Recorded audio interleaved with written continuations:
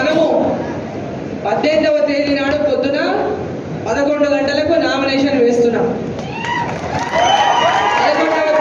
18వ తేదీ మొట్టమొదటి nomination first date 18వ తేదీ పొద్దున 11 గంటలకు మనం నామినేషన్ వేస్తున్నాము. కాబట్టి మన బూత్ స్థాయి కార్యకర్తలు ప్రతి గ్రామంలో మన కార్యకర్తలకు అందరికీ కూడా ఆ గ్రామంలో ఉన్నటువంటి నాయకులు కార్యకర్తలు పెద్ద ఎత్తున మన కార్యకర్తలకు మన అభిమానులకు సమాచారం అందించి మీరు అందరూ కూడా నామినేషన్ కార్యక్రమంలో పాల్గొనాలని మిమ్మల్ని అందరినీ కూడా చేతులెత్తి నమస్కారం చేసి కోరుతా ఉన్నాం. ఈ యొక్క బూతులలో ఇంకొకటి ఏదైతే 3 రోజులు మనం నామినేషన్ కంటే ముందు ప్రతి బూత్ని మనం కలవాలని ఏం చెప్పినా 3 సార్లు బూత్లకు పోవాలి. ఫస్ట్ టైం అయితే బూత్లకు పోతాం, ప్రతి ఇంటికి పోతామో బూత్లో ఉన్నటువంటి కార్యకర్తలందరూ ప్రతి ఇంటికి మనం పోయినప్పుడు ఆ ప్రతి ఇంటికి మన యొక్క డోర్ పోస్టరు, మన డోర్ కనిపించేటటువంటి పోస్టరు, మన యొక్క ప్యాంప్లెట్ ప్రతి ఇంట్లో కూడా ఇచ్చి ప్రతి ఇంటికి కూడా వెళ్ళి ఓటర్ని కలవాలని నామినేషన్కి రమ్మని చెప్పి ఆహ్వానించాలని మన నామినేషన్ వేస్తున్నటువంటి విషయాన్ని కూడా వారికి తెలియజేసి ఆహ్వానం పలకాలని చెప్పి మన కార్యకర్తలు నేను కోరుతాను. అందరికీ ధన్యవాదాలు. ఈ సమావేశం ఉంటుంది, అందరూ కూడా హాజరు కావాల్సిందిగా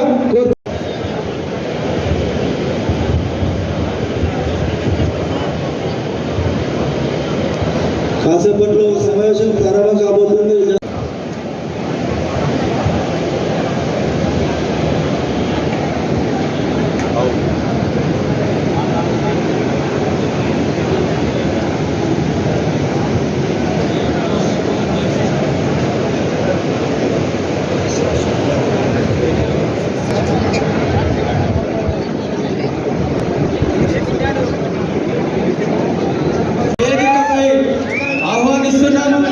అదేవిధంగా మన అభ్యర్థి కాబోయే ఎంపీ గారు, ప్రెస్ వాళ్ళందరూ, మన కార్యకర్తలందరూ కూడా పక్కన చైర్స్ ఉన్నాయి, అందరూ కూడా అక్కడ కూర్చోవాలి. ప్రెస్ వాళ్ళందరికీ ఇక్కడ ప్రెస్ వాళ్ళ చైర్లలో కార్యకర్తలు ఎవరు కూడా కూర్చోవద్దు. ప్రెస్ వాళ్ళకి అందరికీ కూడా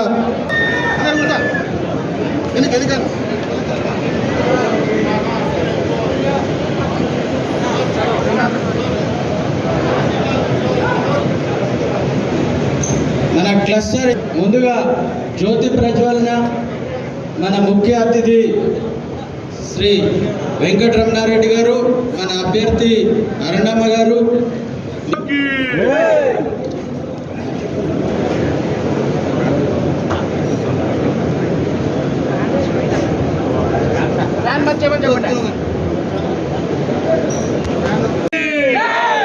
भारत माता की जय, जय श्री राम, जय श्री राम, जय श्री राम, जय श्री राम, भारत माता की जय, भारत माता की जय. नायकत्व वर्धिल्लाले, नरेंद्र मोदी गाరి नायकत्व वर्धिल्लाले, विक्रम गाరి नायकत्व वर्धिल्लाले, विक्रम गाరి नायकत्व वर्धिल्लाले, भारत माता की जय, जय श्री राम, जय श्री राम, जय जय माता, भारत माता की जय, भारत माता की जय.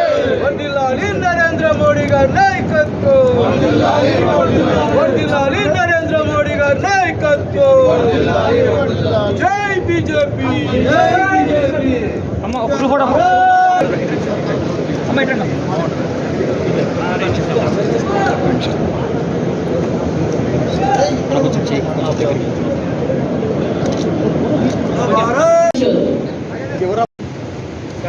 మొన్న నరేంద్ర మోదీ గారు రావడం జరిగింది. మోదీ గారు వచ్చి ఒక మాట చెప్పిండ్రు, ప్రతి బూత్ లో, ఇక్కడికి వచ్చిన బూత్ అధ్యక్షులకి నేను చెప్తున్నాను, ప్రతి బూత్ లో, ఇంకా శక్తి కేంద్రం ఇన్ఛార్జీలకు నేను చెప్తున్నాను, ప్రతి బూత్ లో ఇంట్లో ఎవరున్నారు మీ బూత్ కాబట్టి ప్రతి బూత్ కి, ప్రతి ఇంటికి, ఇంటింటికి నరేంద్ర మోదీ గారిని మరియు కమలం పువ్వు తీసుకెళ్లాలి. ఆ కమలం పువ్వు తీసుకెళ్లాలంటే ప్రతి ఇంటికి కనీసం ఆ గడపకి 3 సార్లు మీరు వెళ్ళాల్సి వస్తుంది. ఆ 3 సార్లు వెళ్ళాలి అంటే దానికి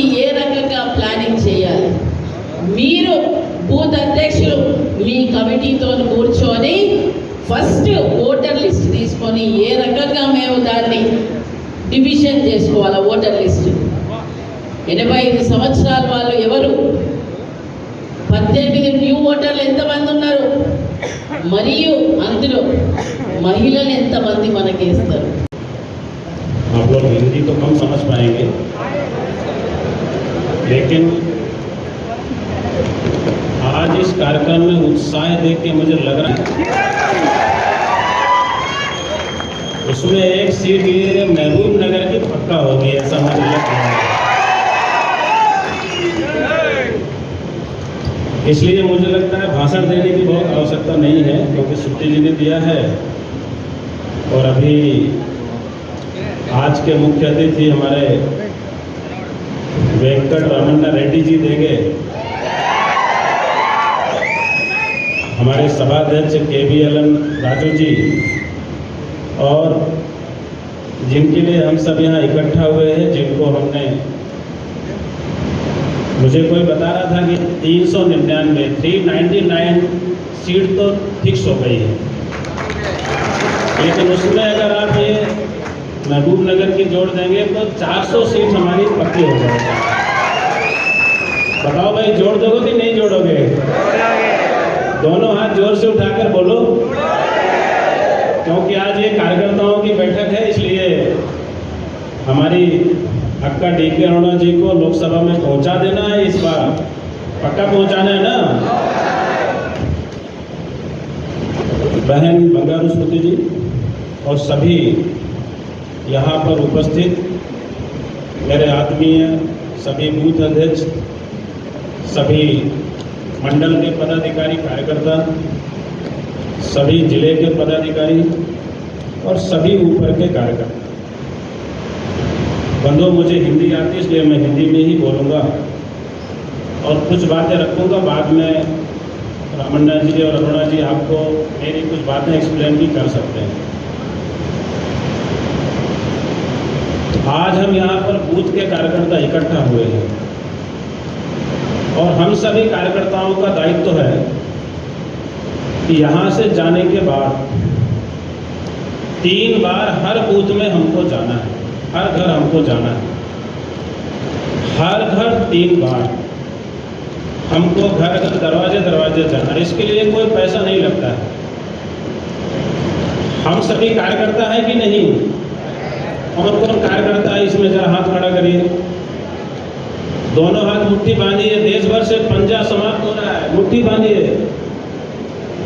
ठीक है, बहुत अच्छा, सबके लिए ताली बजाइए एक बार, सबने हाथ खड़ा किया है। तो आज मैं एक अपेक्षा करता हूं कि हर घर हमको 3 बार जाना है, हर घर 3 बार, ना छूटे कोई घर और ना छूटे कोई वोटर। मेरे साथ दोहराएंगे सभी, हर घर 3 बार, हर घर 3 बार बोल दीजिए अभी, हर 3 बार, ना छूटे कोई घर, ना छूटे कोई वोटर, ना छूटे कोई घर, ना छूटे कोई वोटर। अब आप लोग एक साथ बोलेंगे, हर घर 3 बार, हर घर 3 बार, 3 बार हमको सभी वोटरों के घर जाना है। इतनी बात अगर हमने समझ ली तो हर बूथ पर हमको 370 वोट भी बढ़ाना है। पहले जो हमको वोट मिला है, 19th में जो वोट मिला है हमारे बूथ पर, और पहले कभी भी अधिकतम वोट मिला है, उसमें 370 हमको प्लस करना है। कितना वोट प्लस करना है? जोर से बोलिए, कितना करना है? कितना करना है? आपके कुछ बूथ ऐसे होंगे जहां हमको टोटल वोटर्स का 80% वोट भी मिल सकता है, क्योंकि सभी लोग इस समय मोदी जी के दीवाने हैं। किसके दीवाने हैं? और ये चुनाव भी PM का चुनाव है। किसका चुनाव है? किसका चुनाव है? आप 23 में जो आपको चुनना था आपने चुन लिया, लेकिन अभी ये 24 में किसका चुनाव है? जोर से बोलिए, किसका चुनाव है? कौन मानते हैं? हाथ खड़ा करिए कि कांग्रेस और बीआरएस दोनों महाभ्रष्ट है। मेरे साथ जोर से बोलिए, कांग्रेस और बीआरएस दोनों महाभ्रष्ट पार्टी है। बोलिए। और इसलिए जनता के बीच में ये जरूर बताइए कि कांग्रेस और बीआरएस महाभ्रष्ट पार्टी है। दूसरा, दोनों परिवारवादी पार्टी है। और तीसरा, दोनों एंटी हिंदू पार्टी है। इसको भी हमने याद रखना है। और इसलिए वर्तमान में तेलंगाना के अंदर कांग्रेस की गवर्नमेंट चल रही है। कांग्रेस ने जो वादे किए थे 23 चुनाव के अंदर, असेंबली इलेक्शन के अंदर, उसमें से एक भी वादा पूरा किया क्या? तो उसके वादे कैसे हुए? झूठे वादे हुए। कैसे वादे हुए? कैसे वादे हुए? कांग्रेस के वादे कैसे हुए? उसकी गारंटी भी फेल गारंटी हुई। कौन सी गारंटी हुई? कांग्रेस की गारंटी मतलब फेल गारंटी। और मोदी जी ने हमको कहा कि हम हर गरीब तक घर पहुंचाएंगे। आज हर गरीब तक घर कौन पहुंचा रहा है? जोर से बोलिए, कौन पहुंचा रहा है? हर गरीब को घर देने का काम कौन कर रहा है? हर घर तक नल से जल कौन पहुंचा रहा है? हर घर तक बिजली पहुंचाने का काम किसने किया? हर घर तक टॉयलेट पहुंचाने का काम किसने किया? हर घर तक गैस चूल्हा पहुंचाने का काम किसने किया? हर व्यक्ति का जनधन अकाउंट किसने बनाने का काम किया? हर व्यक्ति का आयुष्मान कार्ड किसने पहुंचाया? और इसलिए हर आदमी के विकास की चिंता मोदी जी कर रहे हैं। मैं आपको आग्रह करता हूं कि कांग्रेस और बीआरएस के भ्रष्टाचार के बारे में बताइए। अभी रामलला की प्राण प्रतिष्ठा हुई।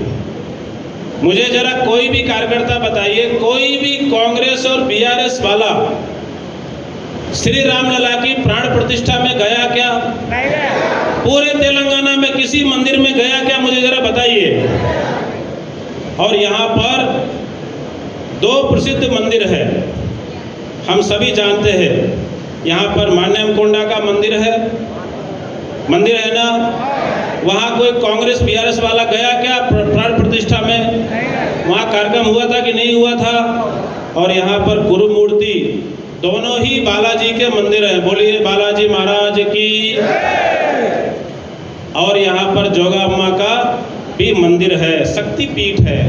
इस समय नवरात्रि चल रही है। बताइए, कांग्रेस और बीआरएस वाले कभी रामलला की प्रतिष्ठा में वहां गए क्या? रामलला की प्रतिष्ठा में नहीं गए, इसलिए राम विरोधी है। इसलिए मैं कह रहा हूं वो हिंदू विरोधी है। खुलेआम तुष्टीकरण करते हैं, खुलेआम भ्रष्टाचार करते हैं, खुलेआम भारतीय संस्कृति का विरोध करते हैं। और हमारे देश के अंदर स्वतंत्रता के बाद लंबे समय तक कांग्रेस ने सरकारें चलाई। मुझे याद है, मैं बहुत छोटी आयु से, मेरा जन्म उत्तर प्रदेश में हुआ, बहुत छोटी आयु से मैं माता जी के गोद में मैं रामलला के मंदिर में दर्शन के लिए अयोध्या जी जाता था। किस प्रकार की हमने अयोध्या देखी, किस प्रकार की हमने काशी देखी, किस प्रकार की हमने गंगा देखी। आज मोदी जी के नेतृत्व में संपूर्ण भारत के अंदर ही नहीं, संपूर्ण दुनिया के अंदर भारतीय संस्कृति का संरक्षण हो रहा है। इसलिए हम सभी एक बार करतल ध्वनि से मोदी जी का अभिनंदन करें। मोदी जी अपने देश को, संस्कृति को बचाने का काम कर रहे हैं। मैं आप जीता, बूथ जीता, और इसलिए बूथ जीतने का संकल्प हम सभी कार्यकर्ता में मिलेगा क्या? इसलिए बंगाल में कांग्रेस मुक्त, बिहार में कांग्रेस, यूपी में कांग्रेस, मध्य प्रदेश में कांग्रेस, छत्तीसगढ़ में कांग्रेस, राजस्थान में कांग्रेस, गुजरात में कांग्रेस, महाराष्ट्र में कांग्रेस, तेलंगाना में क्यों बना रखा है भाई थोड़ा बहुत आप लोगों ने? ऐसा क्या प्रेम है? देश भर से कांग्रेस मुक्त हो रही है, आपका क्या प्रेम है? और इसलिए अभी इस चुनाव में संकल्प लीजिए कि महबूब नगर से भी कांग्रेस, महबूब नगर से कांग्रेस, कांग्रेस मुक्त का मतलब है भ्रष्टाचार मुक्त भारत। कांग्रेस मुक्त का मतलब है गरीबी से मुक्त भारत। कांग्रेस मुक्त भारत का मतलब है गंदगी से मुक्त भारत। कांग्रेस मुक्त का मतलब है आतंकवाद से मुक्त भारत। आतंकवादियों का समर्थन करते हैं लोग। कांग्रेस मुक्त भारत का मतलब है नक्सलवाद से मुक्त भारत। कांग्रेस मुक्त भारत का मतलब है कुपोषण से मुक्त भारत, टीबी से मुक्त भारत। कांग्रेस मुक्त भारत का मतलब है देश में घुसपैठ से मुक्त भारत। और इसलिए भाजपा युक्त भारत से मतलब है मजदूरों के, महिलाओं के, किसानों के, नौजवानों के सम्मान वाला भारत, एक ताकतवर भारत, एक आत्मनिर्भर भारत। आज मैं आप सबको अपील करता हूं कि एक ताकतवर भारत बनाने के लिए और एक बार फिर एक बार ये नारा जनता दे रही है। और मैंने बोला है कि 390 नगर का कमल संसद में भेजेंगे, मोदी जी को फिर से प्रधानमंत्री बनाएंगे। और इसलिए भाई जब संकल्प ले लेता है तो गड़बड़ नहीं करता है। आपने संकल्प ले लिया ना, तो अब कोई शिकायत नहीं आनी चाहिए। भाजपा बोल रहा है आपने देश के विकास के लिए, देश के विकास के लिए, जोर से बोलना, देश के विकास के लिए, आत्मनिर्भर भारत के लिए, सशक्त भारत के लिए, सुरक्षित भारत के लिए, किसानों के सम्मान के लिए, मजदूरों के उत्थान के लिए, युवाओं के रोजगार के लिए, सुरक्षित भारत के लिए, आत्मनिर्भर भारत के लिए, हर गरीब को घर के लिए, हर घर तक गैस चूल्हे के लिए, हर घर तक टॉयलेट के लिए, मेक इन इंडिया के लिए, स्किल इंडिया के लिए, नमामि गंगे के लिए, भारत माता की जय के लिए, वंदे मातरम की जय के लिए, 370 समाप्ति के लिए, कश्मीर की सुरक्षा के लिए, नॉर्थ ईस्ट की सुरक्षा के लिए, तेलंगाना के विकास के लिए, देश के विकास के लिए, भ्रष्टाचार मुक्त भारत के लिए, आतंकवाद मुक्त भारत के लिए, नक्सलवाद मुक्त भारत के लिए, गरीबी मुक्त भारत के लिए, गंदगी मुक्त भारत के लिए। फिर एक बार, फिर एक बार, फिर एक बार, भारत माता की, भारत माता की, भारत माता की, वंदे वंदे वंदे वंदे वंदे वंदे वंदे वंदे वंदे वंदे। जय जय श्री राम, जय जय श्री राम, जय जय श्री राम। बहुत बहुत धन्यवाद। జై శ్రీరామ్. ఈరోజు మన పార్లమెంటు నియోజకవర్గంలోని బూత్ స్థాయి కార్యకర్తల సమావేశానికి అతిథిగా చేసినటువంటి ఇద్దరిని ఖతం చేసిండు. ఖతం అంటే అరుణమ్మ ఖతం అని అంటారు మళ్ళా. అంటే ఇద్దరిని ఓడగొట్టింది. ఎవరిని? మన జిల్లాలో ఉన్న ముఖ్యమంత్రిని, మొన్నటి వరకు ముఖ్యమంత్రిగా ఉన్న కేసీఆర్. అంటే ఇద్దరు ముఖ్యమంత్రులను ఓడించిన రామారెడ్డి. ఇద్దరికి నీళ్లు తాగిపించింది. ఈరోజు అంటే వాళ్ళందరికీ మాకు ఎదురు మన భాజపా టైగర్ వెంకటరమణారెడ్డి గారు.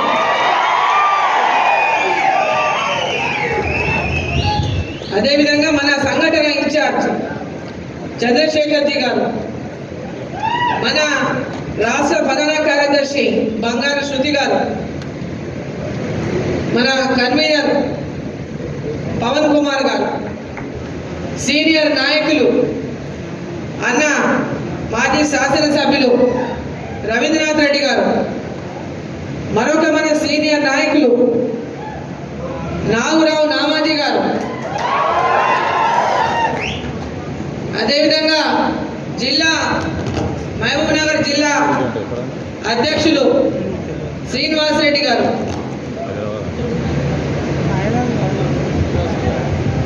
నారాయణపేట జిల్లా అధ్యక్షులు బౌడాకుల శ్రీనివాస్ గారు,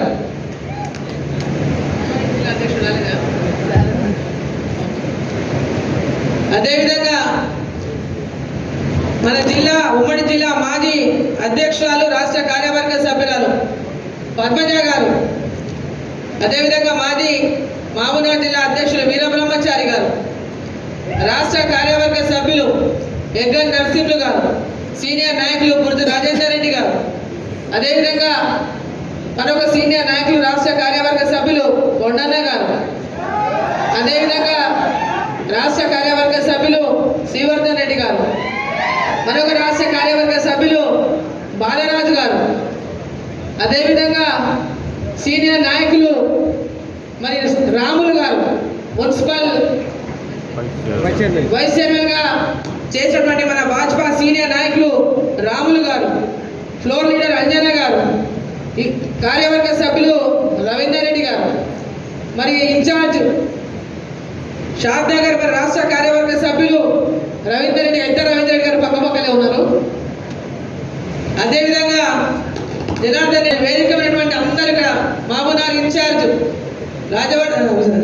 రాజేందర్ గారు, మరి పాలమూరు విష్ణువర్ధన్ రెడ్డి గారు, ప్రశాంత్ రెడ్డి గారు, అదేవిధంగా బౌసుపల్లి ప్రతాప్ గారు, రఘువీర్ గారు, కరేస్వామి గారు, కృష్ణవర్ధన్ రెడ్డి గారు, అదేవిధంగా రమేష్ గారు, మరి మాధవరెడ్డి గారు, మరి ఇక్కడ మర్చిపోయిన పేర్లు రమేష్, రాజేష్, సీను, ధర్మనాయకు, అదేవిధంగా బాలరెడ్డి గారు, మన విస్తారకు బుడ్డన్న గారు, మరి రామాంజనేయులు గారు, అదేవిధంగా కిరణ్ గారు, జనరల్ సెక్రటరీ కిరణ్ గారు, మరి అదేవిధంగా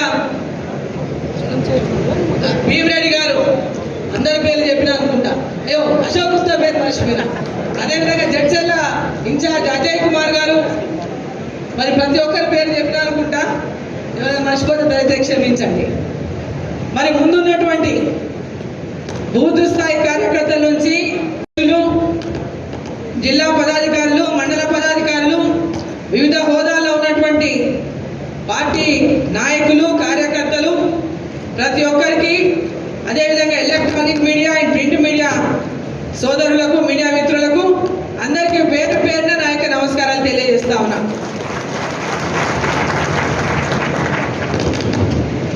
మరి ఈరోజు ఇంతకుముందు బంగారు శృతి ప్రారంభం చేసిన ఈ సభని, ఈ సమావేశాన్ని కార్యకర్తలు సంస్థాగతంగా మనం బూత్లో మెజార్టీ తేవడానికి ఏ విధంగా పనిచేయాలో వారు అనేక సూచనలు ఇచ్చినారు. అదేవిధంగా మన సంఘటన మంత్రి, రాష్ట్ర ఆర్గనైజింగ్ సెక్రటరీ గారు చంద్రశేఖర్ గారు హిందీలో మాట్లాడినా ఇక్కడ మీకు అందరికీ ప్రతి మాట అర్థమైందని అనుకుంటున్నారు. ఎందుకంటే బాగా జోష్ మీద మీరు అందరూ వారు మాట్లాడిన ప్రతి మాటకు స్పందించారు. సో ఈరోజు భారతీయ జనతా పార్టీ మహబూబ్ నగర్ పార్లమెంటులో ప్రతి బూత్లో కూడా భారీ మెజార్టీ సాధించడానికి ప్రతి బూత్లో విజయం సాధిస్తేనే మనం ఏ ఎన్నికైనా గెలవగలుగుతాం.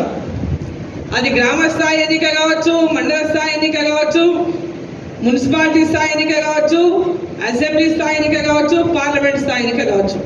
అవునా కాదా? బూత్లో మెజార్టీ వస్తేనే మనం గెలిచేది.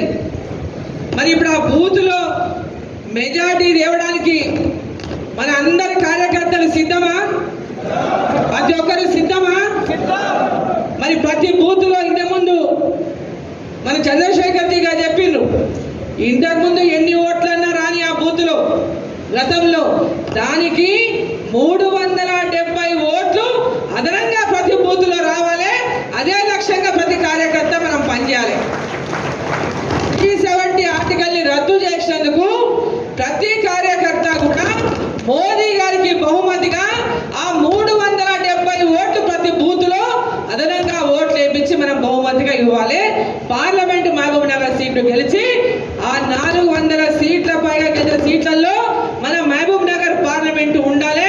ఇక్కడ ఉన్న మీరు అందరూ గెలిచినారు అని చెప్పుకోవడానికి మన పార్లమెంట్ సీటు గెలుచుకోవాలి. ఈ గెలుపు ఒక అరుణమ్మది కాదు. మన పార్లమెంటులో రేపు మనం గెలిస్తే ఈ గెలుపు అరుణమ్మది కాదు, మన ప్రతి కార్యకర్త గెలుపే అరుణమ్మ గెలుపు. ప్రతి కార్యకర్త మనం గ్రామాల్లో పనిచేసి మన పార్టీని రేపు గెలుచుకుంటే ప్రతి కార్యకర్త విజయం అది. మరి ఆ లక్ష్యంతో మనం అందరం కూడా పనిచేయాల్సినటువంటి అవసరం ఉంది. ఈరోజు దేశంలో కాంగ్రెస్ పార్టీ కంప్లీట్ తుడుచుకోబెట్టబోయేటటువంటి పరిస్థితి తుడుచుకోబెట్టుకోబోయింది. దేశంలో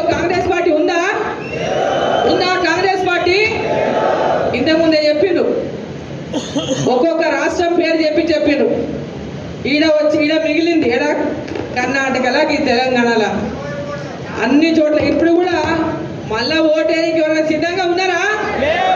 మళ్ళా ఓటేనికి సిద్ధంగా ఉన్నారా? మొన్న వేసారు ఓటు. మొన్న సావు తప్పి కన్ను లొట్టపోయి గెలిచింది కాంగ్రెస్ పార్టీ. కేసీఆర్ని ఓడించాలని ఏదో ఓట్లు వేసింది తప్ప కాంగ్రెస్ పార్టీ గెలవాలి, కాంగ్రెస్ పార్టీ ఉండాలి, మాకేదో చేసే నమ్మకంతో ఓట్లు వేసిందా? వాళ్ళు వేసిన రెండే మోసాలకు ఓట్లు వేసిండ్రు. రెండే మోసాలు వాళ్ళు చేసిన మోసం 6 గ్యారంటీలు. కర్ణాటకలో 5 ఇచ్చినాం, ఈడ 6 ఇస్తాం, కర్ణాటకలో 5 ఇచ్చినాం, ఈడ 6 ఇస్తాం అని మాయ మాటలు చెప్పి ఓట్లు వేసారు. అప్పులు చేసి తెలంగాణ రాష్ట్రం అప్పులు చేసి మొత్తం అప్పుల పాలైంది తెలంగాణ అని చెప్పినటువంటి ఆనాడు మనం అందరం కూడా చెప్పినాం, తెలంగాణ ఆగమైపోయింది, తెలంగాణ అప్పుల కూపం అయిపోయింది, అప్పుల కుప్ప తప్ప ప్రజలకు ఏం మిగలలేదు, కేసీఆర్ అన్ని అబద్ధ హామీలు ఇచ్చి ప్రజల్ని మోసం చేసిండని. కాంగ్రెస్ వచ్చి ఏం చేసింది? మరీ అబద్ధాలు చెప్పింది. వాళ్ళకంటే ఎక్కువ మేము ఇస్తామని చెప్పి మోసం చేసింది ప్రజల్ని. అలా గ్రామాలలో 2 లక్షల రుణమాఫీ అయిందా? ఏ ఊళ్ళోనైనా ఒక్కరికైనా రైతుకి 15,000 రుణమాఫీ, 15,000 రైతు బంధు వచ్చిందా? ఏదన్నా కౌలు రైతులకు 15,000 రుణమాఫీ అందిందా? కౌలు రైతుకు 15,000 రైతు బంధు అందిందా? 12,000 రూపాయలు రైతు కూలీలకు అందిందా? బోనస్ 500 క్వింటాల్కి అందిందా? ప్రతి ఒక్క మహిళకి 2,500 ఇంటింటికి ప్రతి మహిళకు వచ్చినాయా? మహిళలకు అమ్మాయిల మా అక్క చెల్లెళ్ళు ఉన్నారు, వచ్చినాయా ఎవరిలోనైనా? మరి ఈరోజు 200 యూనిట్లు కరెంటు ఫ్రీ అన్నారు, వచ్చిందా ఎవరన్నా బిల్లు? ఫ్రీ కరెంటు బిల్లు 200 యూనిట్లు. 500 రూపాయలకే సిలిండర్ ఇస్తున్నారా? మరి వాళ్ళకి ఓటు ఎందుకు వేయాలి? వాళ్ళకి ఓటు అడిగే హక్కు ఉందా? ఈ ఓటు వాళ్ళ ఓటా? ఈ ఓటు వాళ్ళకేసే ఓటా?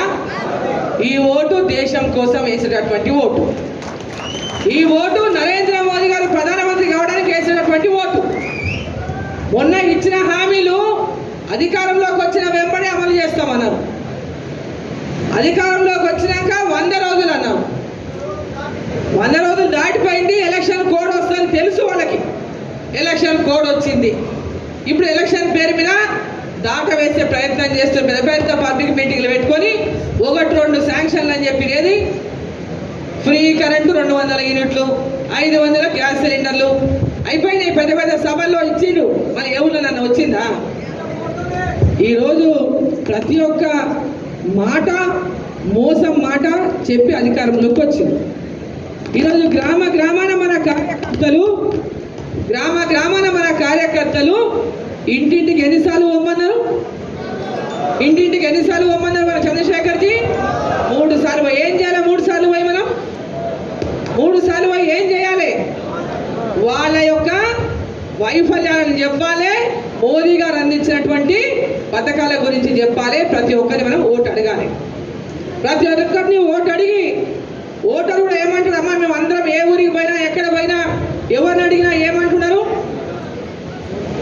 నరేంద్ర మోదీ గారికి మా ఓటు, నరేంద్ర మోదీ గారి ప్రధానమంత్రికే మా ఓటు, భారతీయ జనతా పార్టీకే మా ఓటు, కమలం పువ్వు గుర్తుకే మా ఓటు. ఎవరిని పోయినా ఎక్కడ పోయినా అడుగుతూ చెప్తున్నారు కదా. మనకి చెప్తున్నారు. ఏడ పోయినా ముసలోళ్ళని అడిగితే అదే మాట చెప్తున్నారు, రైతులను అడిగినా ఇదే మాట చెప్తున్నారమ్మా అని చెప్తున్నారు. ఊరూరికి కాకిపోయిందమ్మా. కానీ మీరు చేయాల్సిన పని, ముఖ్యమైన పని, ప్రతి ఒక్కరిని కలిసి కమలం పువ్వు గుర్తుకు ఓటని చెప్పాలి. కమలం పువ్వు గుర్తుకు, నరేంద్ర మోదీ గారి గుర్తు కమలం పువ్వు గుర్తు, అరుణమ్మ మన అభ్యర్థి గుర్తు కమలం పువ్వు గుర్తు. కమలం పువ్వు గుర్తుకు ఓటేయండి మనం ఒక్కొక్క ఓటర్ని ఇంటికి వెళ్ళి అడగాలి. ఓటరు ఓటేయడానికి సిద్ధంగా ఉన్నప్పుడు మనం వెళ్ళి ఓటు అడగాలా లేదా? అడగకపోతే ఏమంటారు? మేము ఓటేయని ఇంకా రెడీగా ఉంటుంది, భారతీయ జనతా పార్టీకి, నరేంద్ర మోదీ గారికి, అరుణమ్మకు ఓటేయని ఇంకా రెడీగా ఉంటుంది, మమ్మల్ని ఎవ్వరు అడగలేదు ఓటు అంటారా లేదా? అడగకపోతే. కాబట్టి ప్రతి ఇంటికి వెళ్ళి మనం ఓటు అడగాలి. ప్రతి ఒక్కరి కూడా ఓటు ఎందుకు వేయాలో చెప్పాలి. నరేంద్ర మోదీ గారు చేసే ప్రతి పథకం గురించి ఉజ్వల గ్యాస్ కనెక్షన్ చెప్పాలి, ఉచిత రైస్ చెప్పాలి, ఉచిత రేషన్ చెప్పాలి, ముద్రా లోన్లు చెప్పాలి, ఆయుష్మాన్ భారత్ గురించి చెప్పాలి, ఉచిత ఉపాధి హామీ పథకంలో మనందరి గట్టిగా చెప్పాలి. ఊళ్ళలో ఉపాధి హామీ పథకంలో మన ఏప్రిల్ 1 నుంచి పనిచేసే కూలీలకు 320 రూపాయలు వస్తూ ఉంది. ఇప్పుడు నరేంద్ర మోదీ గారి ప్రభుత్వం పెంచింది, 320 రూపాయలు ఇస్తా ఉన్నారు ఒక్కొక్కరికి. అది కూడా గ్రామీణ ప్రాంతాల్లో ప్రతి ఒక్కరికి మనం చెప్పాలి. ప్రతి పథకం రైతుల యొక్క కిసాన్ సమ్మాన్ నిధి గురించి చెప్పాలి, రైతులకు ఎరువుల కింద సబ్సిడీ గురించి చెప్పాలి, గ్రామాల్లో శ్మశాన వాటికలు నరేంద్ర మోదీ ప్రభుత్వం అందించినవని చెప్పాలి, రైతు వేదికలు నరేంద్ర మోదీ గారి ప్రభుత్వం చేసినాయని చెప్పాలి, ప్రకృతి వనాలు నరేంద్ర మోదీ గారు చేసినాయని చెప్పాలి, సీసీ రోడ్లు నరేంద్ర మోదీ గారు వేసినాయని చెప్పాలి, గ్రామ పంచాయతీలో సర్పంచ్లకు నిధులు ఇచ్చింది నరేంద్ర మోదీ గారి ప్రభుత్వం అని చెప్పాలి. ఈరోజు ప్రతి ఒక్క కార్యక్రమాన్ని కూడా కేంద్ర ప్రభుత్వం గ్రామీణ ప్రాంతాల్లో కానీ, మున్సిపాలిటీలలో కానీ, పట్టణ ప్రాంతాల్లో కానీ, రోడ్లు కానీ, రైల్వే లైన్లు కానీ, కొత్త రైళ్లు కానీ, గ్రామ పంచాయతీ భవనాలు కానీ, అంగన్వాడీలో పిల్లలకు పౌష్టికాహారం కానీ, గర్భిణీ స్త్రీలకు బాలింతలకు పౌష్టికాహారమే కానీ, ఈరోజు ప్రతి ఒక్క కార్యక్రమం ఆసుపత్రిలో పెద్ద ఎత్తున ఏరియా హాస్పిటల్లో దానికి నిధులు కానీ, పిఎస్సిలో నిధులు కానీ, ప్రతి ఒక్క పథకం కూడా ఈరోజు నరేంద్ర మోదీ గారి సహకారం లేదే జరుగుతలేదనే విషయాన్ని మనం ప్రతి ఒక్కరికి చెప్పాల్సినటువంటి అవసరం ఉంది. ప్రతి కార్యకర్త ఈ లబ్ధిదారులు ఎంతమంది లబ్ధిదారులు ఉన్నారో ఇంతకుముందు శృతి చెప్పింది. 4 లక్షల మంది నరేంద్ర మోదీ అందించినటువంటి పథకాలలో లబ్ధిదారులు ఉన్నారు. ఆ లబ్ధిదారులందరినీ కూడా మనం కలవాలి, వాళ్ళతో వాళ్ళ అభిప్రాయం తీసుకోవాలి. వారందరూ కూడా 4 లక్షల మంది అంటే మీరు ఇమాజిన్ చేయండి, నరేంద్ర మోదీ గారి యొక్క అందించినటువంటి పథకాల ద్వారా 4 లక్షల మంది లబ్ధి పొందుతున్నారంటే ప్రతి ఒక్కరిని మనం కలవాల్సినటువంటి అవసరం ఉందా లేదా? ఏమి చేయనోళ్ళు మేం చేసామని చెప్పుకుంటున్నారు. ఈరోజు రేషన్ షాప్ల ముందల నరేంద్ర మోదీ గారి యొక్క ఫోటోతో ఫ్లెక్సీ ఉంటే ఎంబడే పక్కన కాంగ్రెస్ వాళ్ళు ఫ్లెక్సీ పెట్టారు. 5 కిలోల బియ్యం ఉచితంగా అందిస్తున్నామని నరేంద్ర మోదీ గారి ప్రభుత్వం కేంద్ర ప్రభుత్వం నుంచి పెడితే ఎంబడే పక్కన కాంగ్రెస్ వాళ్ళు 5 కిలోల బియ్యం మేము తిరిగిస్తున్నామని పెట్టారు. దాన్ని తీవ్రంగా మనం ఖండించాల్సినటువంటి అవసరం ఉంది. ప్రతి గ్రామంలో ప్రజలకు తెలియజేయాల్సినటువంటి అవసరం ఉంది. మొన్నటిదాకా కేసీఆర్ అదే అబద్ధం చెప్పిండు, ఇప్పుడు వచ్చిన కాంగ్రెస్ పార్టీ కూడా మళ్ళీ అదే అబద్ధం చెప్తా ఉందని చెప్పాల్సినటువంటి అవసరం ఉంది. ప్రతి కార్యకర్త ఇంకా వెంకటరమణారెడ్డి గారు మాట్లాడతారు అన్నీ, ఇంకా చాలా విషయాలు. ఎందుకంటే మనం ఎప్పుడు మాట్లాడుకుంటూనే ఉన్నాం. మన రేపు పొద్దున కూడా ఇంకా ఊరికి వచ్చి మళ్ళీ మాట్లాడుకునేదే ఉంది. వెంకటరమణారెడ్డి గారు మాట్లాడతారు. మిమ్మల్ని అందరినీ కోరేది ఒకటే, వాళ్ళు మొన్న రేవంత్ రెడ్డి గారు కొడంగల్లో మాట్లాడిండు. అందరు చూసిండ్రా మీడియాలో? ఏమంటున్నాడు? ఆయనను ఓడించనిక కుట్ర పన్నుతున్నామంట. ఆయనను ఓడించనిక కుట్ర. ఆయన నిలబడ్డా ఆయన? అదే మొన్ననే కదా ఆయన గెలిపించరి, మళ్ళా వాళ్ళపై నన్ను కుట్ర పన్నుతున్నారు. నా కుర్చీ పీకాలని చూస్తున్నారు. నా కుర్చీ వచ్చింది ముఖ్యమంత్రి కుర్చీ, ఈడ నేను ఓడిపోతే నా కుర్చీ పోతుంది. నన్ను ఓడగొడితే మీకు ఏమీ కాదు, నన్ను గెలిపియాలి, నా గౌరవం కాపాడాలి, ఈడ నా గౌరవం ఉంచాలి అని మొత్తం మొత్తుకుంటున్నాడు.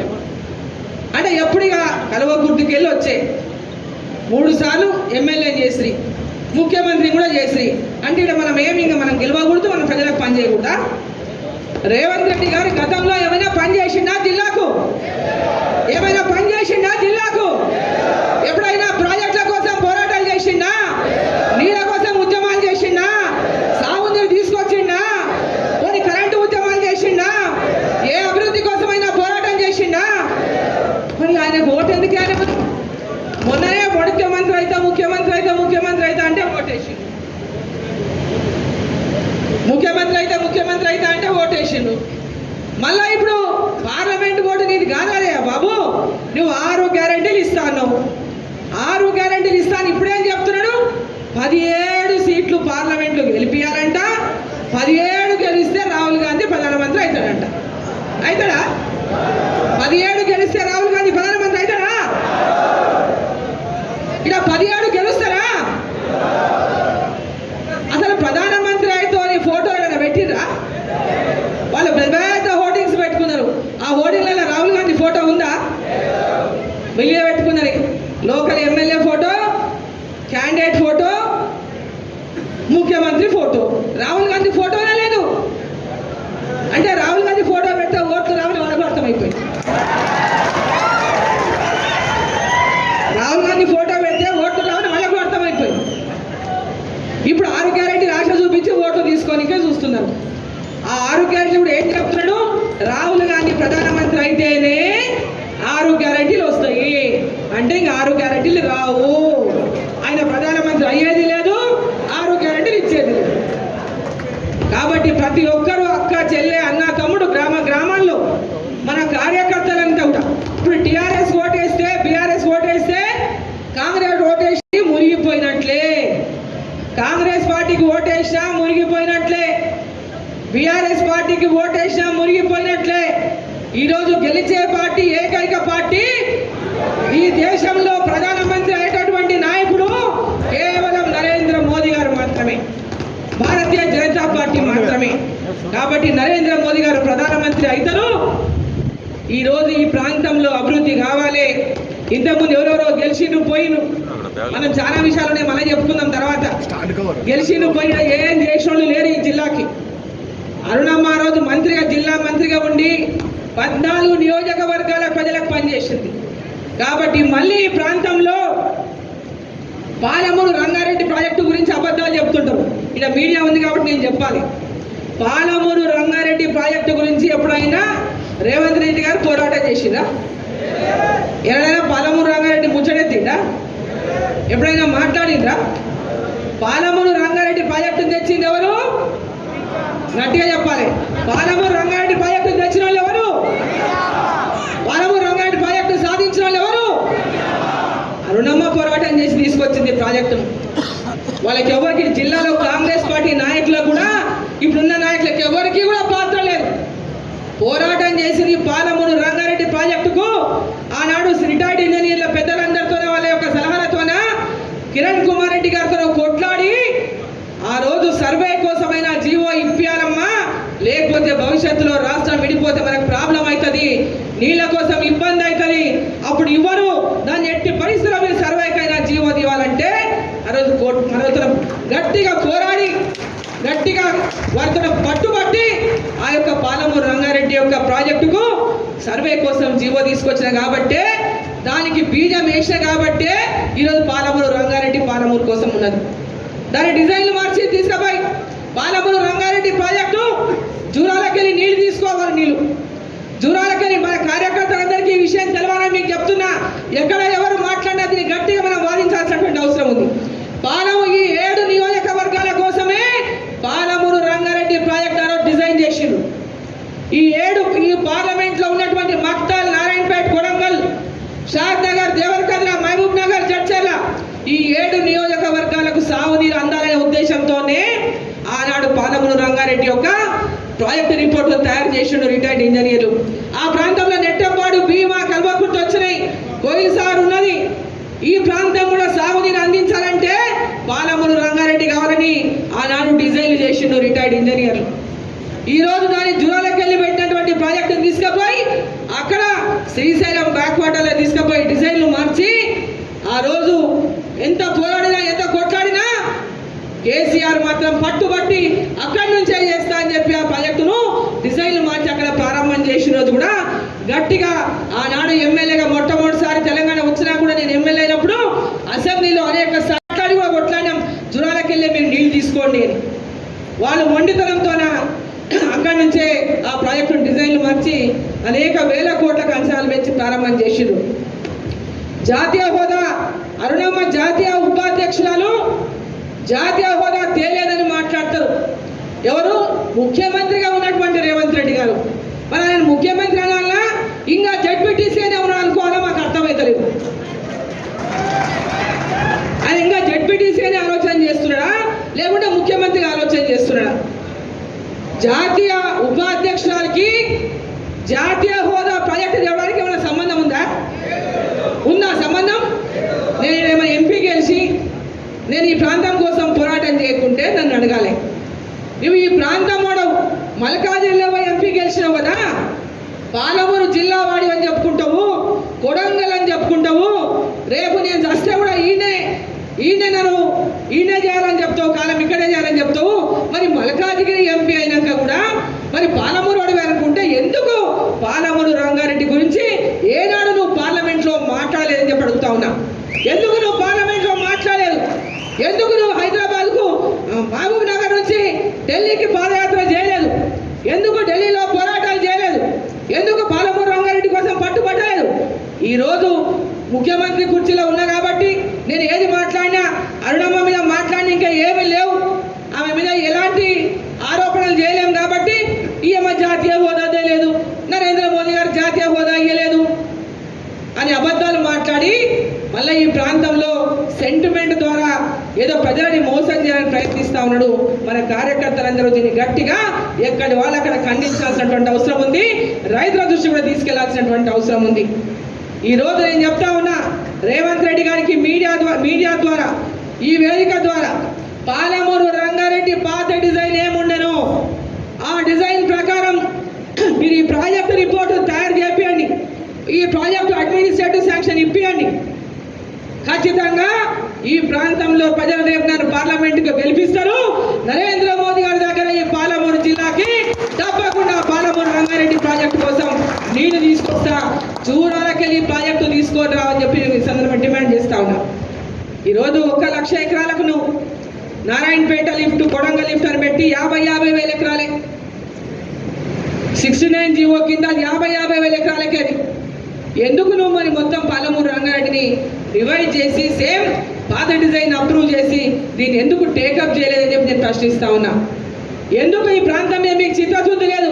అంటే మీకు కేవలం రాజకీయాలు చేయడం తప్పితే ఈ ప్రాంత ప్రజల మీద కానీ రైతుల మీద కానీ మీకు చిత్తశుద్ధి లేదు, ఈ ప్రాంత అభివృద్ధి మీద మీకు చిత్తశుద్ధి లేదు. ఈరోజు ఎక్కడికెళ్ళో బయటికెళ్ళి వచ్చి ఈడికెళ్ళొచ్చి ఈ ప్రాంత ప్రజలకు సేవ చేస్తే నమ్మకం మనకుందా? కాబట్టి కార్యకర్తలారా ప్రతి ఒక్కరూ గ్రామాన ఈ ప్రాంతం అభివృద్ధి కోసం నరేంద్ర మోదీ గారి నాయకత్వంలో దేశంలో ఈ దేశం కోసం నరేంద్ర మోదీ గారికి మరి పాలమూరులో పార్లమెంటులో గెలవడానికి మీ డీకే అరుణమ్మకి మీ అందరు కూడా ఆశీర్వదించి భారీ మెజార్టీతో గెలిపించే విధంగా ప్రతి బూత్లో కార్యకర్తలను కోరుకుంటూ మరొకసారి 2 చేతులెత్తాల పిడికిలు బిగించి మరొకసారి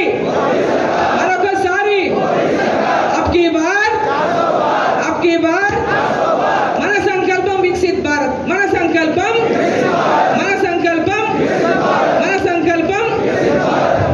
భారత్ మాతా కి జై శ్రీరామ్, నరేంద్ర మోదీ గారి నాయకత్వం, జై హింద్.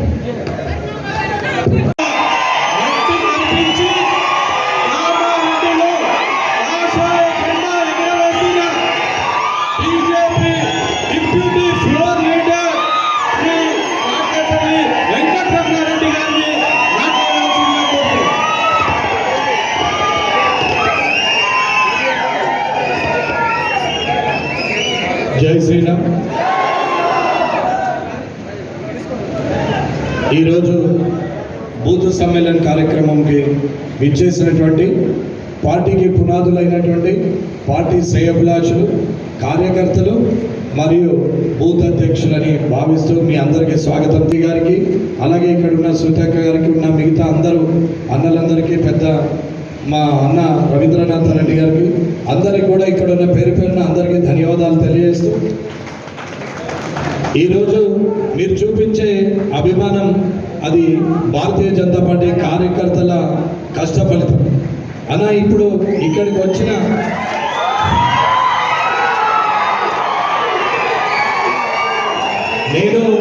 నేను ఒకప్పుడు ఆఖరి సీట్లోనే, నేను కూడా 5 ఏళ్ల కింద కూడా ఫంక్షన్ హాల్లో ఆఖరి సీట్లో కూర్చుండే వ్యక్తిని. అక్కడ నుండి పని చేసుకుంటూ ఎట్టి పరిస్థితుల్లో ఒక గోల్ పెట్టుకొని గెలిస్తేనే గుర్తింపు వస్తుంది. గుర్తింపు రావాలంటే జనంలో ఉండాలా. జనంలో ఉంటే వారి సమస్యల పట్ల మనము అవగాహన ఉండి వారి పక్కనే ఉండి అర్ధరాత్రి కూడా ఏదైనా సమస్య వస్తే మనల్ని పేరు పెట్టి పిలిచి ఆయనని పిలవండి నా సాయం చేస్తాడని చెప్పి అర్ధరాత్రి మన పేరును ఎప్పుడైతే ప్రజలు తలుస్తారో ఆ రోజు మనము నాయకులమైనట్టు లెక్క. అలా పని చేసుకుంటూ రావాలంటే గ్రామంలో ప్రజల మధ్యన మనం పనిచేస్తూ ఫస్ట్ మన బూత్ని మన గ్రామాన్ని పటిష్టత పరుచుకొని 1000 ఓట్లున్న గ్రామంలో కనీసం 500 ఓట్లైనా మన సైడ్ తెచ్చుకోగలిగితే మన గ్రామంలో మనకు పట్టు దొరికితే మనం ఆ గ్రామంలో లీడర్ అవుతాం. ఆ లీడర్ దగ్గర ఓట్లున్నాయంటే ఎవరైనా సరే నా సీటోడు కూడా సంగనాకుండా మీ దగ్గరకు రావాల్సిందే. అది కార్యకర్త గొప్పతనం. అది ఆ పట్టు సాధించిన రోజు ఏ రాజకీయ నాయకుడైనా మన ఇంటి గడప దొక్కాల్సిందే, మన దగ్గరికి రావాల్సిందే. ప్రజల పక్షాన ఉన్న నాయకుడి దగ్గరికి ఖచ్చితంగా ఏ పార్టీ వాళ్ళైనా వచ్చి అన్న ఒకసారి చూడు మీ ఊర్లో కొంచెం నాకు మద్దతు ఇవ్వు అని అడిగే పరిస్థితి వస్తుంది. అన్న ఆ పద్ధతిలో మనం పనిచేసిన రోజు ఖచ్చితంగా మనం నాయకులమైతాం. మనమే రేపు పొద్దున్న ఊర్లో సర్పంచులమైతాం, ఎంపీడీసీలమైతాం, జడ్పీడీసీలమైతాం, సొసైటీ డైరెక్టర్లు అవుతాం, సొసైటీ చైర్మన్లు అవుతాం, అలాగే పాలకేంద్ర అధ్యక్షులమైతాం. అలాగే ప్రతి దానికి కూడా ఒక గుర్తింపు ఉంటుంది. కాబట్టి ప్రజల్లో మనము గెలిచినప్పుడు మండల ప్రజా పరిషత్లు, జడ్పీడీసీలు, జిల్లా పరిషత్లు కూడా వస్తాయి. అన్న గ్రామంలో సర్పంచ్ గెలిచినప్పుడు మీకు ఆ పట్టు సాధించినప్పుడు మీ ఊర్లో మీకు ఓట్లు అధిక శాతం మీకు పడ్డప్పుడు ఎవరు గెలుస్తారన్నప్పుడు భారతీయ జనతా పార్టీ సర్పంచ్గా గెలిస్తే ఆ సర్పంచులందరూ కలిస్తే ఎమ్మెల్యే అవలీలగా గెలుస్తారు. దానికి కారణం మళ్ళా బూత్ అధ్యక్షులే కార్యకర్తలే అని చెప్తున్నాను. అన్న ఏ ఎమ్మెల్యే గెలవాలన్నా, ఏ ఎంపీ గెలవాలన్నా, ఎవరు రాజకీయ నాయకులు కావాలన్నా, ప్రజల పక్షాన నిలబడాలన్నా కార్యకర్తలు పడ్డ కష్ట ఫలితమే ఆ నాయకుడిని లీడర్ చేస్తుంది. ఆ లీడర్ను ఇంటికి తీసుకొచ్చి కూర్చోబెడుతుంది అని చెప్తున్నాను. గుర్తింపు వచ్చిన రోజు అభిమానము పెరుగుతూ ఉంటుంది, ప్రజల్లో గుర్తింపు వస్తూ ఉంటుంది. ప్రజలు గుర్తించిన రోజు నాయకులైతే ప్రజల మధ్యలోకి వెళ్ళి అది పైన వచ్చి స్టేజ్ మీద కూర్చుండే అవకాశం వస్తుంది. ఏది కూడా మన ఇంటికి వచ్చి చేరదన్న, మనము ప్రతి ఓటర్ ఇంటికి చేరినప్పుడు మనకు గుర్తింపు వస్తుంది. ఊర్లో కద్దరు బట్టలు వేసుకొని బండెక్కి సెంటర్కి పోయి మనము బట్టలు చూసుకుంటూ బండిని చూసుకుంటూ తిరిగితే మనం లీడర్లం కాము. మనం సమస్య ఉన్నప్పుడు ఆ సమస్య ఎక్కడుందో తెలుసుకొని 24 గంటలు ఆ ప్రజల మధ్య నుండి వాళ్ళ సమస్యలను తీర్చిన రోజు ఖచ్చితంగా నాయకులమైతామని చెప్తున్నా. నేను పనిచేసి ఆ రకంగా తీసుకొని వచ్చి చెప్తున్నామన్నా. అన్న కింది స్థాయిలో భారతీయ జనతా పార్టీ కార్యకర్తలు అందరూ అనుకుంటారు ఏంటంటే మాకు లీడర్ లేరు, మాకు ఆదరణ లేదు, మాకు పైనుంచి మాకు రక్షణ లేదు, మాకు కింది స్థాయిలో ఒత్తిడి ఉంది అని మాట్లాడతారు. అన్న నీకు నువ్వే లీడర్ అయినప్పుడు నీకు రక్షణ ఎవరు ఉండాల్సిన అవసరం లేదు. మీరందరూ కలిస్తేనే మాలాంటి వాళ్ళకు రక్షణ ఉంటారు. మీలాంటి వాళ్ళందరూ మా వెనకాల వస్తేనే మమ్మల్ని చూసి ప్రతిపక్ష పార్టీలు భయపడతాయి. అది మీరు గుర్తుంచుకోవాలా. కానీ మీరు లేని మేము ఒక్కరోజు కూడా ఎక్కడికి వెళ్ళలేం. మీరు లేకుంటే మేము ఎక్కడా కూడా ధర్నాలు కూడా చేయలేం. అది కార్యకర్తల బలం, అది లెక్క అని చెప్తున్నాం. అన్న కార్యకర్తలు ఏ నాయకుడు లేడు. పదవి రాగానే గెలుపొందగానే 100 మంది వచ్చి చుట్టూరా మూతారు. వాళ్ళందరూ నిజమైన వాళ్ళు కాదు, ఆ పదవిని చూసి వచ్చిన వాళ్ళు. కానీ పార్టీ కార్యకర్త జెండా కోసం పనిచేస్తాడు, ఆ పువ్వు గుర్తు కోసం పనిచేస్తారు, ఆ దాని కోసం కష్టపడతారు. ఆ కష్ట ఫలితమే ఇవాళ నాయకులుగా అలాంటి వాళ్ళు తయారవుతారు. నేను వస్తుంటే మీరు అందరూ అరుస్తుంటే నిజంగా నాది అదృష్టమే. ఎందుకంటే కామారెడ్డి ప్రజలు ఆశీర్వదించవచ్చు, కానీ వాళ్ళు ఆశీర్వదించాలంటే ఆ కార్యకర్తలు భారతీయ జనతా పార్టీ కార్యకర్తల కష్ట ఫలితం. ఉదయం లేచి వాళ్ళ కాళ్ళు మొక్కి కానీ రోజు ప్రోగ్రాం నేను చేయను, అది నిజం. అన్న మనసులో కార్యకర్తల కాళ్ళు మొక్కి బయటకు వెళ్ళిన మరుక్షణం అన్ని పనులు కూడా సద్వినియోగం అవుతాయి. అది కార్యకర్తల పక్షాన ప్రజల పక్షాన్నే ఆలోచిస్తారు. కానీ స్వలాభాపేక్ష కోసం ఆలోచించారు. అన్న నేను ఎన్నోసార్లు నేను కూడా కాంగ్రెస్లో ఉన్న జిల్లా పరిషత్ చైర్మన్గా చేసిన, నేను కూడా రాజశేఖర రెడ్డి గారి సమయంలో నేను జిల్లా పరిషత్ చైర్మన్ చేసిన, కానీ అప్పుడున్న కార్యకర్తలకు భారతీయ జనతా పార్టీ కార్యకర్తలకు తేడా ఏంటంటే వారు అక్కడున్న వారేమో మనిషిని అవసరాన్ని దృష్టిలో పెట్టుకొని పనిచేస్తే, ఇక్కడున్న భారతీయ జనతా పార్టీ కార్యకర్తలు ఖచ్చితంగా నిబద్ధతతోని పద్ధతితోని ధర్మం కోసం ఆ పార్టీ కోసం పనిచేసిన భారతీయ జనతా పార్టీ కార్యకర్తలు. అన్న నేను ముఖస్థుతి కోసం అనట్లేదు, సంకల్ప బలం ఉన్నది ఒక భారతీయ జనతా పార్టీ కార్యకర్తల మధ్యనే చూసిన. నేను వందల సభలో చెప్పిన, నిజంగా నా జీవితం ధన్యం.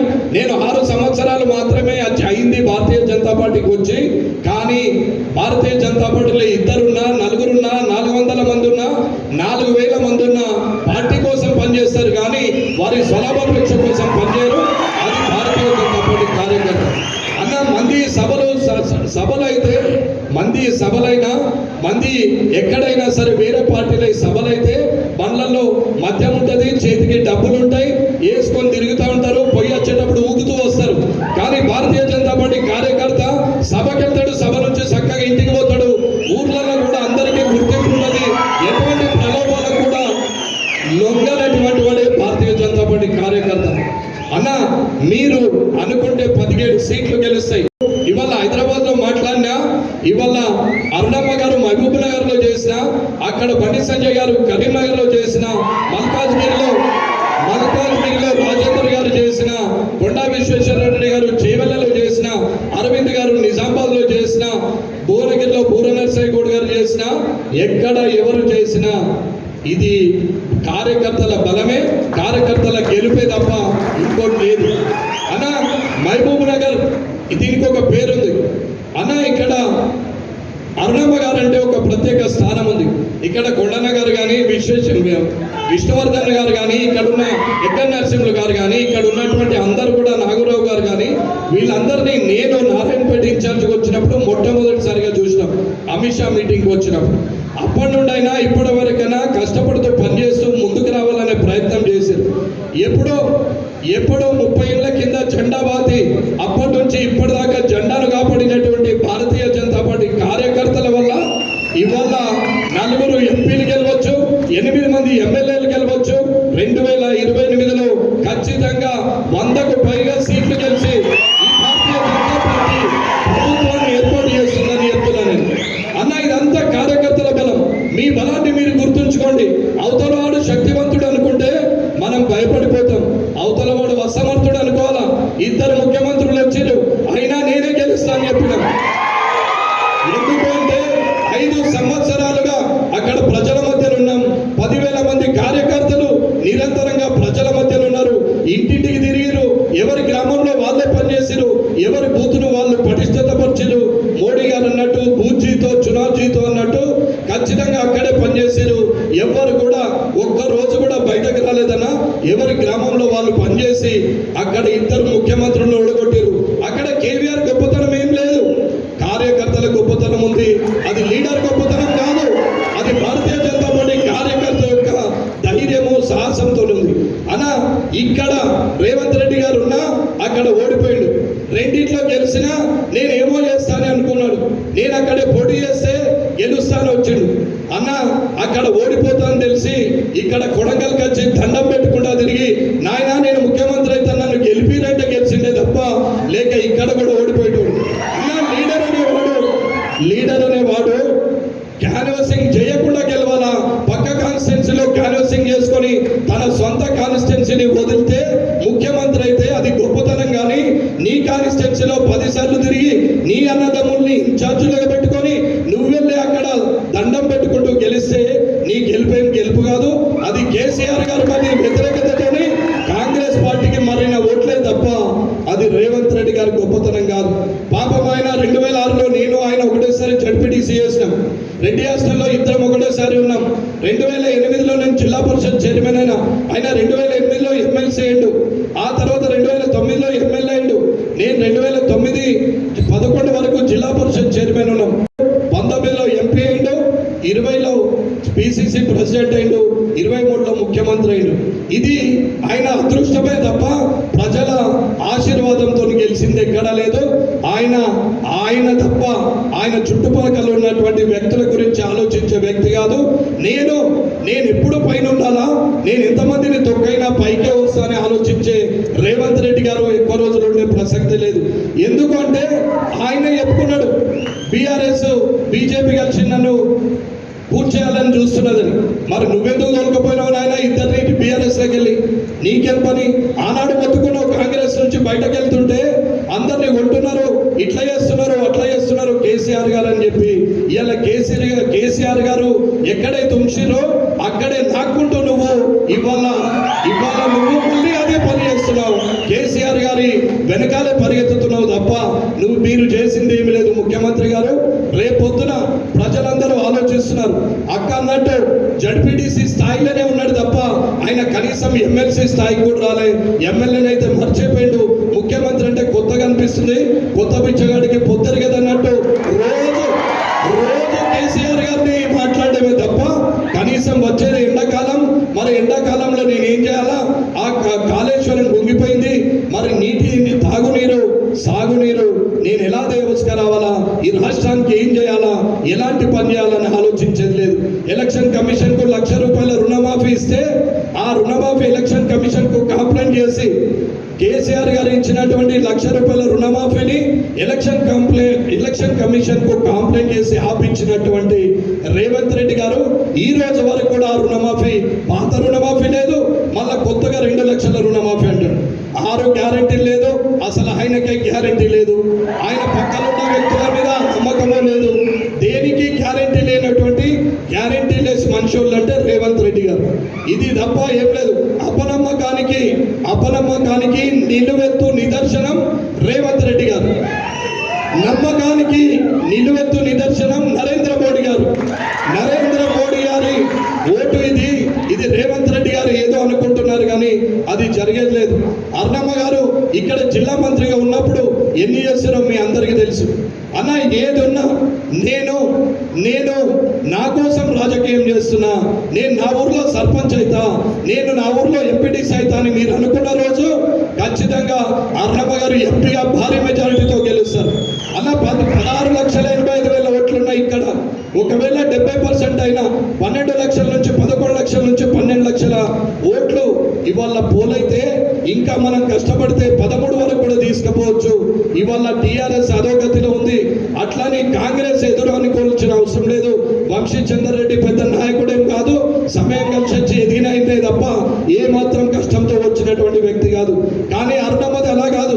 అప్పుడు వాళ్ళ నాన్నగారు నర్సిరెడ్డి గారి నుంచి మొదలు పెడితే ఇవాళ వరకు ఈ జిల్లాకు చేసిన సేవల్ని మనం గుర్తుంచుకొని ప్రజల్లోకి వెళ్ళి నేనే సర్పంచును, రేపు నా ఊర్లో ఖచ్చితంగా సగభాగం నాది, సింహభాగం నాది, 1000 ఓట్లలో కనీసం 500 ఓట్లు నేను తేగలుగుతా, తెస్తా. నా ఎంపీగా అర్ణమ్మ గారు గెలిచిన మరుక్షణం రానున్న కాలంలో 3 నెలల్లో మళ్ళీ లోకల్ బాడీ ఎలక్షన్లు ఉంటాయి. ఆ లోకల్ బాడీ ఎలక్షన్లో మీరందరూ సర్పంచులు, ఎంపీడీసీలు, జడ్పీడీసీలు గెలవాలని మండల పరిషత్లు, జిల్లా పరిషత్లు భారతీయ జనతా పార్టీ కైవసం చేసుకోవాలా. ఆ రకంగా మనం పనిచేస్తే ఖచ్చితంగా గెలుస్తామని చెప్తున్నాం. అన్న ఏదున్నా ఒక్కటి గుర్తుంచుకోండి, ఎవరమైనా సరే పక్కవాడి మీద మాట్లాడితే చేతగాని వాడు మాట్లాడతాడు, పక్కవాడి మీద ఎదుటివాడి మీద కంప్లైంట్ చేస్తే అసమర్థుడు చేస్తాడు. అన్న శక్తిమంతుడు ఎప్పుడు ఓటును చూస్తాడు, ఆ ఊర్లో ఉన్నటువంటి ప్రజల్ని చూస్తాడు, నాకు ఎన్ని ఓట్లు వస్తాయని చూస్తాడే నిజమనే నాయకుడు తప్ప పక్కవాడి గురించి మాట్లాడినాడు రాజకీయంగా ఎదగడు, పక్కల గురించి ఆలోచించినాడు అసలే ఎదగడు, పక్క వాళ్ళ గురించి మాట్లాడేవాడు ఎప్పుడూ బాగుపడడు. కానీ ప్రజల గురించి మాట్లాడే కార్యకర్త ఖచ్చితంగా ఆ ఊర్లో నాయకుడైతాడు, రాజకీయ నాయకుడైతాడు, ప్రజానాయకుడైతాడు అని చెప్తున్నాం. కాబట్టి ఎట్టి పరిస్థితులలో మీరు పనిచేయాలా. ఈ 11 సీట్లలో అర్ణమ్మ గారిది మొదటి సీటుగా ఉండాలా. నేను ఏడిపోయినా అదే మాట చెప్తున్నా అనేది కాదు. చేవెళ్ళ గెలుస్తుంది, ఇది గెలుస్తుంది, ఆ సంజయ్ గారు గెలుస్తారు, మహబూబ్ నగర్లో అర్ణమ్మ గారు గెలుస్తారు. అట్లాగే మిగతా అన్ని కాన్స్టిట్యున్సీలు కూడా గెలిచే అవకాశం ఉంది 100కు 100%. మోడీ గారు సగబలమైతే 5.5 లక్షల ఓట్లకు 6 లక్షల ఓట్లకు లెక్కేసుకుంటే మోడీ గారు సగబలమైతే మిగతా సగబలం కార్యకర్తలు అంటే మీరే మోడీ గారే కార్యకర్తనే మోడీ గారు అనేది ఒక్కసారి ఆలోచించు. గెలిపించుకొని ఈ పార్లమెంట్లో అరుణమ్మ గారిని ఖచ్చితంగా గెలిపించాలని కోరుకుంటూ మీరు ఇచ్చినటువంటి ఈ అభిమానం ఆదరణ చూస్తే నిజంగా నా జీవితం ధన్యమన్నా. నేను మందిని చూస్తున్నప్పుడు అంటే అరుణమ్మ గారు మంత్రి ఉన్నప్పుడు రాజశేఖర రెడ్డి గారు వచ్చిన మొన్నటి వరకు ఉన్నటువంటి అందరూ కూడా వచ్చిన మోడీ గారు మొన్న వస్తుంటే కూడా జనం అరుస్తుంటే కూడా ఎప్పుడు ఇలాంటి లైఫ్ వస్తుంది, ఎప్పుడు ప్రజల మధ్యలో ఉంటాం, కార్యకర్తల మధ్యలో ఉంటామని అనుకుని నేను ఇవాళ మహబూబ్ నగర్కి వచ్చి మాట్లాడే అవకాశం ఇచ్చింది భారతీయ జనతా పార్టీ కార్యకర్తలు. కాబట్టి మీరందరూ కూడా ఖచ్చితంగా కష్టపడి గెలిపించాలని కోరుకుంటూ ఈ అవకాశం ఇచ్చినటువంటి పార్లమెంట్ కన్వీనర్ కేవీఎల్ రాజు గారికి అందరికీ ధన్యవాదాలు తెలియజేస్తూ ముగిస్తున్నాను. జై భారత్, జై హింద్, జై భారత్, జై మోడీ.